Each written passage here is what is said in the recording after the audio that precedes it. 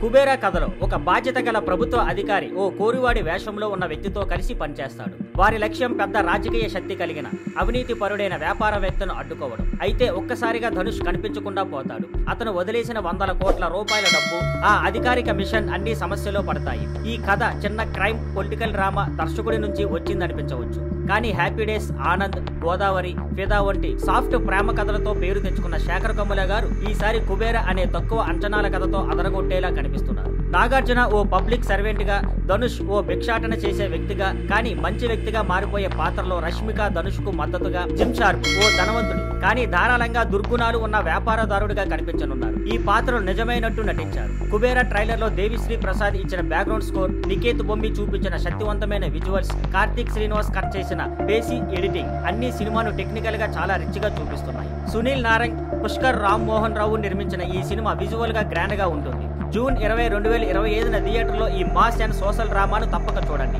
Thank you for watching. Please like, share and subscribe.